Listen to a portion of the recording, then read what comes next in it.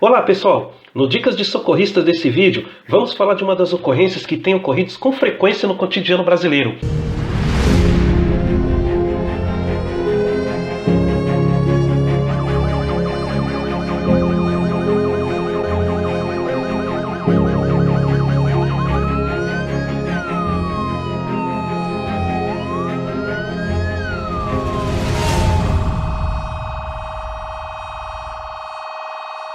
Pacientes portadores de necessidades especiais. Com certeza você deve ter algum relato sobre esse tipo de atendimento, certo? Ou se você ainda não atendeu, tenha certeza que ainda vai atender. Bom, mas enfim, portadores de necessidades especiais são aqueles que apresentam ausência ou deficiência de estrutura ou função psíquica, fisiológica ou anatômica, podendo ser visual, motor, mental e auditiva, certo? Então, esse tipo de atendimento pode tornar-se um pouco complexo para uma tripulação de resgate, mas não é o bicho de sete cabeças. Como vocês podem ver neste vídeo, em que dois tipos de atendimento são realizados pelos socorristas. Tudo vai de acordo com o que vocês vão encontrar no atendimento. E assim aqui vai umas dicas bem simples que vocês poderão seguir nos seus atendimentos. Acompanhe aí. Regras gerais de abordagem. Nas regras gerais de abordagem, aqui vai algumas dicas bem simples de como você vai poder utilizar essas regras, porém, você vai adaptar do seu jeito, tá? É você quem vai fazer as suas regras ali no seu atendimento, porém, lembre-se, sempre mantendo nesta linhagem, tá ok? Então segue aí. Em primeiro lugar, identifique-se, certo? Aliás, todo tipo de atendimento que você vai realizar, você sabe que ao aproximar da vítima consciente, nós vamos fazer o quê? Nós vamos identificar-se, certo? Eu sei que tem muita gente que não, que já vai chegando, tocando na vítima, já vai realizando procedimentos e tal, mas é extremamente importante, ao aproximar da vítima, né? Geralmente ali, dá um bom dia, uma boa tarde, uma boa noite e tal, e identifique-se. Então, o primeiro passo ali é a sua identificação. Outra regra também que é importante é ser paciente. Por mais que o bicho está pegando lá várias ocorrências, o rádio te acionando toda hora ou o telefone, mas durante esse atendimento nós temos que ter sim bastante paciência e muita compreensão, né? Transmitir segurança, né? Temos que transmitir segurança para o paciente. Imagina você como vítima, você tem ali uma deficiência de caminhar ou até numa questão visual, você não enxerga bem tudo, então vai bater um certo pânico, né? Tudo bem? Então o que acontece? É extremamente importante que nesse atendimento a gente venha sempre transmitir segurança para o paciente, tá ok? Solicitar a presença da família ou um responsável durante o atendimento, muito importante. Tá? Muito importante. Durante o atendimento ali, peça que o familiar acompanhe. Porém, pessoal, vale lembrar, tem uma situação que às vezes nós temos o caso ali de distúrbio de comportamento. Vocês já atenderam algum distúrbio de comportamento? Paciente hiperagressivo. E muitas vezes, nesses pacientes hiperagressivos, uma das condições que a gente tem que evitar um pouco é a presença da família na vista dele. Porque eu atendi muito caso em que quando eu colocava o familiar junto dentro da viatura ou simplesmente colocava o familiar junto para fazer ali, para conquistar a confiança do paciente alterado, o que acontece? Eu aumentava mais ainda a agitação desse paciente, inflamava mais ainda o ódio dele. Então o que acontece? Nós temos que na hora, faça uma breve observação sobre a presença desse familiar. Talvez a presença desse familiar vai deixar esse paciente muito agitado, tá? Mas sempre mantenha ali próximo, tá? Talvez não deixando a vítima ver, né? O familiar, caso isso venha a trazer mais agitação, mas deixe sempre o familiar a par, né? Do que você está fazendo ali e tal, e deixe ele sempre à sua presença, tá bom? Explicar ao paciente e aos familiares todos os procedimentos que serão realizados. Isso é em partes, tá bom, pessoal? Imagina só, você vai ter que fazer uma sequência de procedimentos e aí vai ter que chegar para o acompanhante e ficar: olha, eu vou fazer isso, isso, isso. Agora eu vou fazer aquilo, aquilo, aquilo. Certo? Pelo certo que diz a literatura, tem que fazer, mas quanto tempo você vai perder no atendimento tendo que dar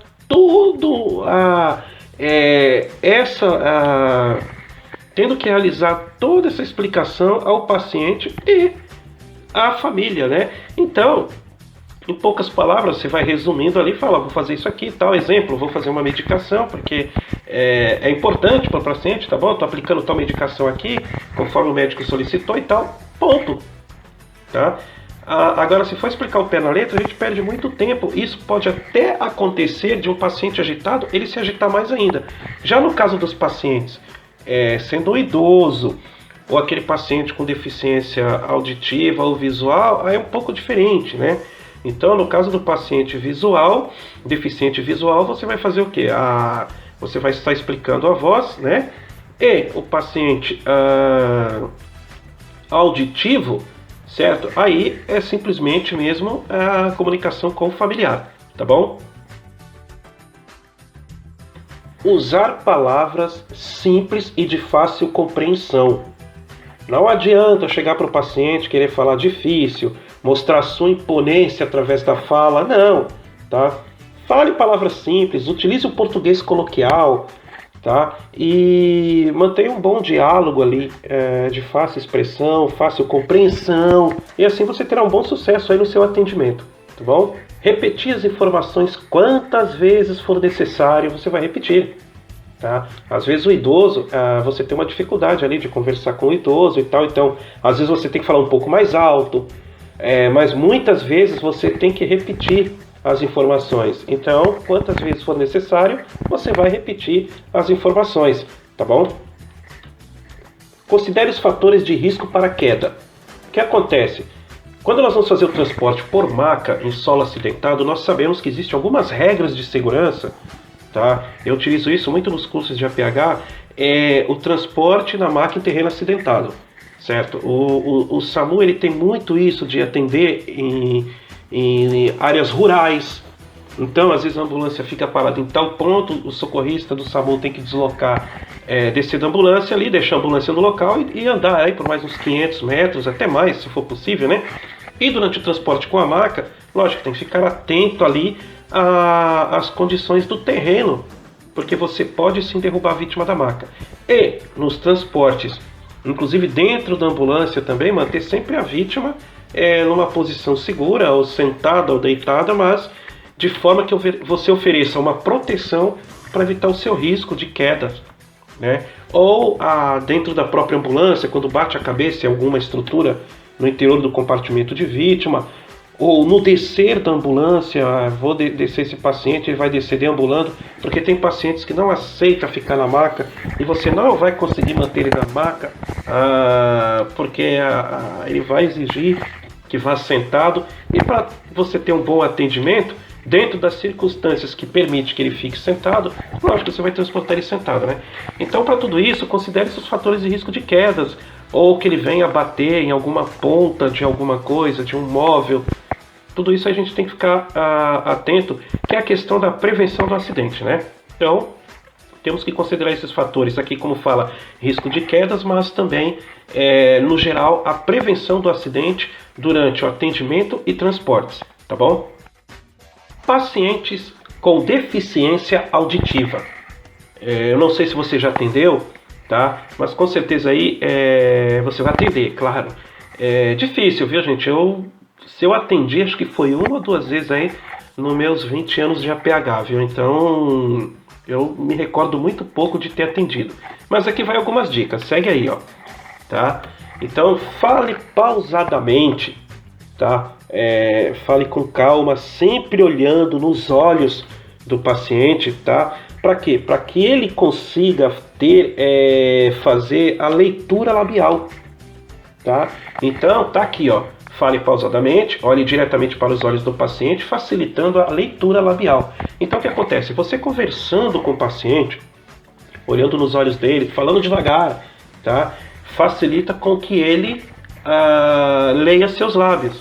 E o deficiente, ele acaba desenvolvendo muito fácil e precisa essa técnica, tá? Se você tem alguma dificuldade, faz um teste, pega a televisão lá e alguma cena de novela ou de filme, tire o volume e tenta ler os lábios, né? Fazer a mesma coisa, tá bom? Se caso for necessário, você vai utilizar a escrita.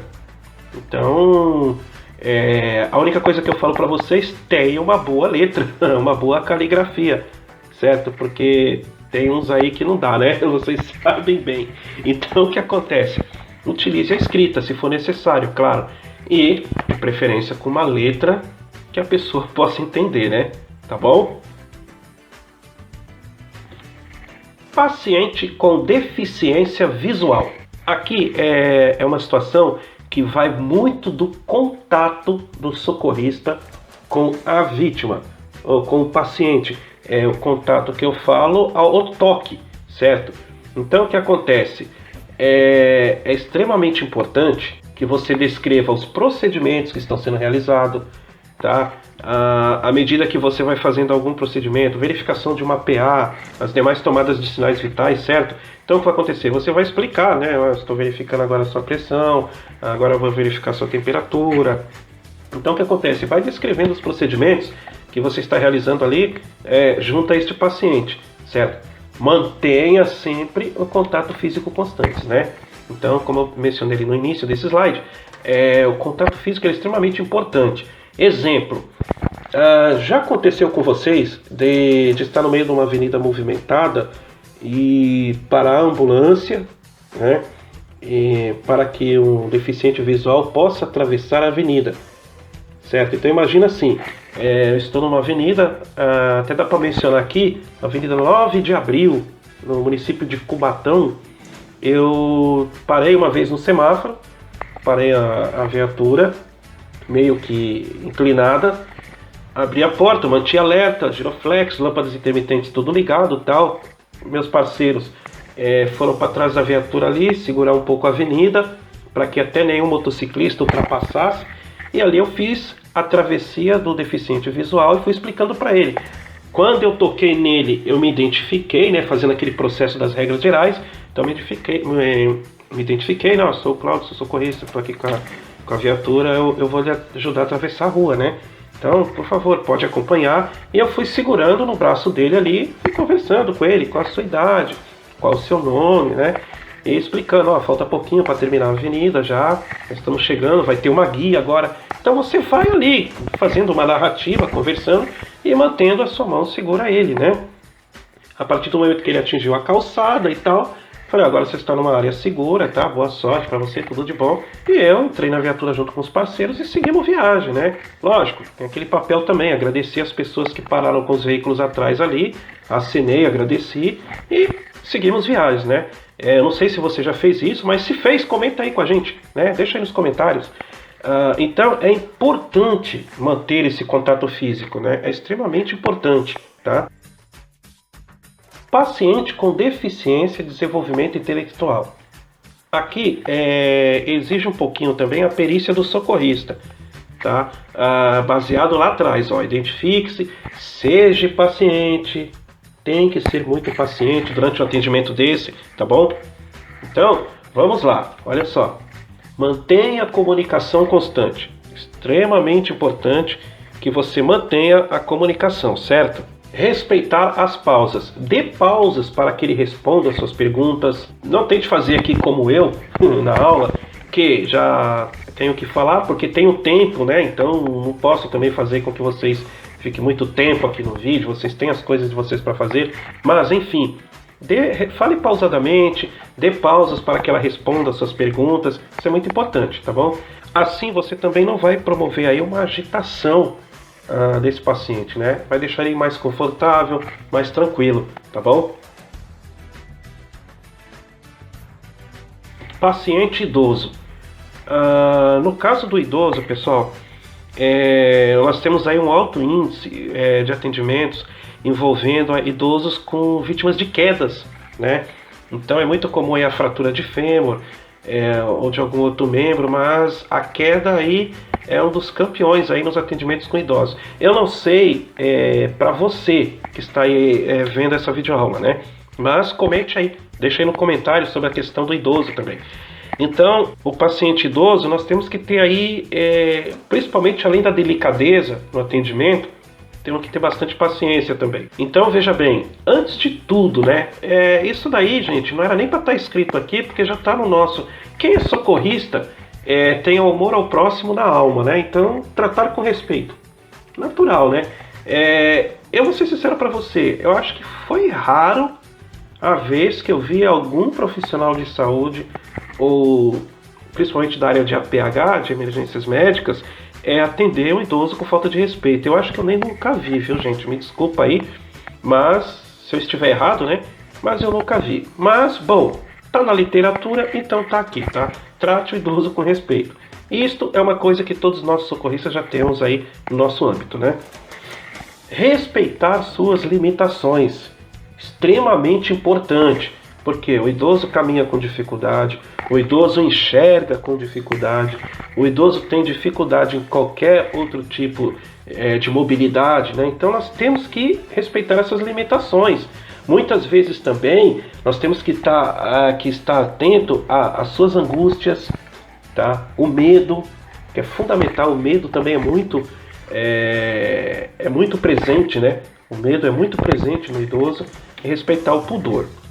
Então o que acontece? No atendimento dos idosos vai exigir de vocês principalmente, né, o desafio intelectual, né, de manter um bom diálogo com o idoso, ser sincero, explicar, né, os procedimentos também, prevenção de acidentes, estar atento a possibilidades de quedas, dele bater a cabeça ou bater algum membro em alguma estrutura dentro da ambulância. Tudo isso nós temos que estar atento, tá? Ou seja, desde o início do olá, tudo bem, até a entrega, tá aqui, doutor, nós temos que nos preocupar aí principalmente com a questão da prevenção de acidente ao idoso.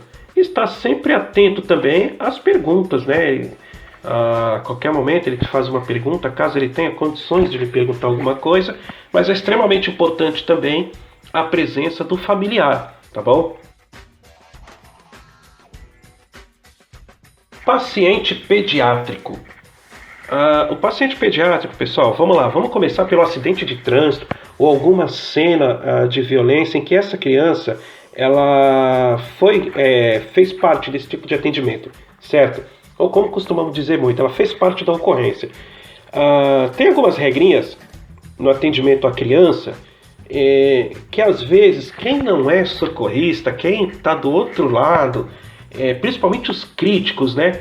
Infelizmente nós temos muito aquele crítico, aquele especialista de redes sociais que reclama de tudo, critica tudo, né? Então o que acontece? Nós temos que colocar algumas regrinhas que para eles parece besteira, né? Mas para nós socorristas ajuda muito, e principalmente a criança, né? Uma delas ali, permitir que os pais acompanhem a criança. Claro, com certeza, né? Você vai permitir ali a participação dos pais no atendimento, a não ser que seja uma situação grave em que a vítima está na unidade avançada e aí o médico peça para que ela acompanhe na viatura básica ou junto lá no banco dianteiro com o condutor, né? Mas isso vai de acordo com o tipo de atendimento. Esta questão aqui que eu queria dizer para vocês, a questão de brinquedos e objetos. Quem nunca de vocês fez um balãozinho com a luva de procedimento? Acho que todo socorrista faz isso com a criança. Mesmo quando a criança não é vítima de nada, mas você vê a criança ali e tal, ela está impaciente, né, dentro de um hospital, a pessoa vai lá, pega um balãozinho, faz com a luva e dá para a criança para ela se distrair. Isso é muito comum, tá, a gente fazer na ocorrência, no atendimento de acidente. Crianças vítimas de acidente de trânsito, muitas vezes os danos são só materiais. Mas aí tem aquela criança que está assustada, está chorosa e tal. Então você vai lá, faz um balãozinho com a luva de procedimento e dá para a criança, ela vai se distrair.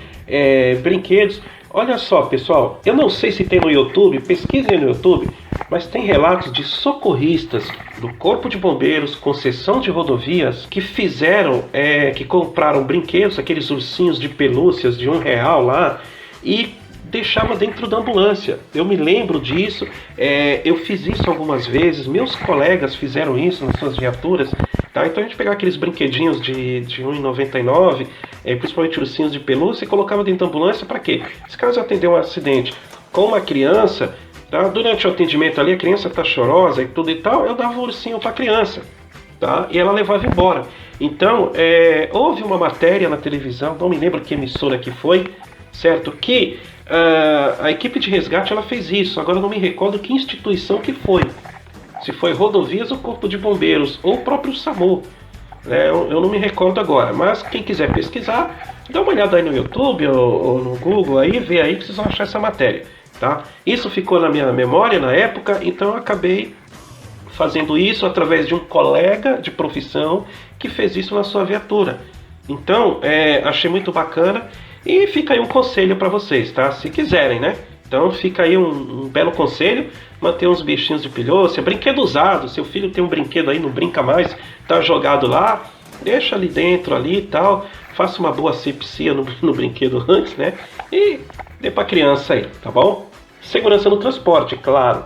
A criança, gente, talvez não há necessidade dela ir na prancha, no CAD ou na maca, tá? Mas a mãe vai com a criança no colo. Eu vejo muito isso em alguns atendimentos, em que a mãe vai sentada naquela poltrona lateral mesmo da ambulância e vai com a criança no colo, tá? Tenta colocar a mãe sentada na maca, mantenha a parte superior da maca elevada, né, a 90 graus, e mantém ali a mãe sentada. Isso faz uma proteção, tá? A mãe sentada de lado, mesmo de lado, de frente para você, tá?